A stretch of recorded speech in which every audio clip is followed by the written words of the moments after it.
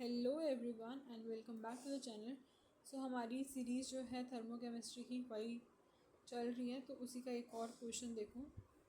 ये क्वेश्चन भी इम्पॉर्टेंट है। सीधा question, calculate the enthalpy of formation of acetic acid if the enthalpy of combustion to CO2 and H2O is this and this. देखो, इन दोनों की क्या दे रखी है, combustion to CO2 and H2O।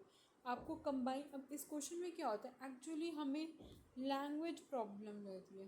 क्या प्रॉब्लम रहती है इस क्वेश्चन में कि लैंग्वेज प्रॉब्लम, हमें समझ ही नहीं आता एक्चुअली क्वेश्चन बात किसकी कर रहा है, कंबशन की कर रहा है, फॉर्मेशन की कर रहा है, या किस चीज़ की कर रहा है। तो इधर देखो, जैसे कि सबसे पहले होता है enthalpy of formation of acetic acid. Acetic acid की यहाँ पर हमें बात करेगी, एंथैल्पी ऑफ फॉर्मेशन जो है आपको फाइंड आउट करना है। इफ़ कंडीशन लगेगी, यानी वो आपको चीज़ गिवन है, if the enthalpy of combustion to CO2 and H2O। CO2 मतलब कंबशन किस में हो रहा है, CO2 में हो रहा है और H2O में हो रहा है। ठीक है, इसका डेल्टा H दे रखा है, जिसको हमने यहाँ पे सारे डेल्टा H जो है लिख दिए हैं। उसके बाद इसमें हो रहा है कंबशन, ठीक है। फिर आगे क्या कहता है क्वेश्चन, आगे कहता है and enthalpy of formation of CO2 and H2O। Enthalpy of formation of CO2 और H2O भी दे रखा है, तो इससे साफ पता लगता है कि ये चीज़ जो ऊपर बात कर रहे हैं वो इसकी तो नहीं कर रहे होंगे, वो किसकी बात करेंगे, वो ऑफकोर्स कंबशन की बात कर रहे हैं।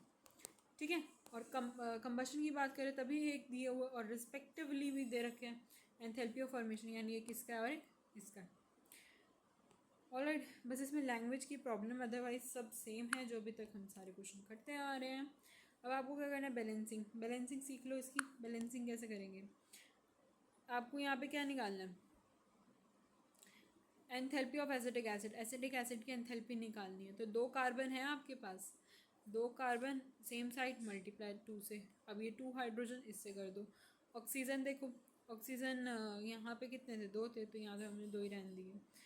और ये एसिटिक एसिड को अपोजिट है, -1 से मल्टीप्लाई कर दो। अब ऑक्सीजन काउंट करो, हमने कार्बन 2 देख लिए, हाइड्रोजन भी हमारे 2 हो गए। उसके बाद एसिटिक एसिड -1 से मल्टीप्लाई कर दे बिकॉज अपोजिट साइड है। अब ऑक्सीजन को काउंट करो, इधर ऑक्सीजन कितने हैं, 1, इधर कितने हैं, 2, कितने हो गए, देखो इधर 2/2 इज़ 1 एंड दिस 2 इज़ 3, 3 इधर हो गए। अब ऊपर देखो, वेट अ सेकेंड, देखो इधर 2 से मल्टीप्लाई करोगे तो आपके पास आंसर आएगा 1।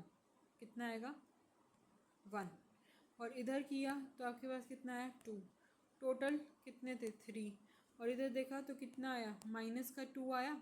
अब या तो -2 से +2 को कैंसिल कर दो, आपके पास कितना बचा, 1 बचा। तो इधर ऑक्सीजन कितने हैं, इधर ऑक्सीजन भी तो 1 ही है। ठीक है, इससे प्रूव होता है कि आपकी बैलेंसिंग जो है सही है। पहले क्या किया करो, कार्बन हाइड्रोजन, पहले ऑक्सीजन को छोड़ दो, ऑक्सीजन को छोड़ दो, बाकी जो भी चीज़ है ना सभी को पहले बैलेंस कर दो। और फिर उसके बाद जो ऑक्सीजन है ना, या तो वो ऑटोमेटिकली सारे कैंसिल हो जाएंगे अगर वो यहाँ पे आपके इस एम का मतलब होता है जो आपको चीज़ चाहिए उसमें है, तो नहीं कटेंगे। अब इसमें जैसे ऑक्सीजन था, एक ऑक्सीजन था तो कटे नहीं ना, ऑक्सीजन तो नहीं कटे। अब ये -2 और ये +2 ये कट गया, आपके पास ये 1 बच गया ना, क्योंकि 2/2 इज़ 1, एक बच गया ऑक्सीजन। नहीं तो क्या होता है, अदरवाइज ऑक्सीजन अगर यहाँ पे आपको नहीं गिवन ऑक्सीजन की कुछ भी, तो ऊपर ही सारे कैंसिल हो जाते हैं। इसलिए सबसे पहले क्या किया करो, बाकी सभी को किया करो बैलेंस, ऑक्सीजन को छोड़ के। फिर ऑक्सीजन को करो, फिर पता लग जाता है कि आपकी बैलेंसिंग जो है सही है। एक तरह से वेरिफिकेशन भी हो जाता है। ठीक है, अब डेल्टा एच निकालना। डेल्टा एच के लिए -1 को इससे मल्टीप्लाई, +2। अब सारे कंबशन है, सभी के आगे नेगेटिव का साइन लगा दो, नहीं लगा हुआ तो लगा दो। कंबशन है तो कंपलसरी है, सारे के सारे नेगेटिव होंगे। बिकॉज मैंने जब इसकी लेक्चर 3 जो वीडियो है रिकॉर्ड करी थी तब बताया था कि जो आपके पास कंबशन होता है वो <0 होता है, यानी सारी उसकी नेगेटिव वैल्यूज़ होती है।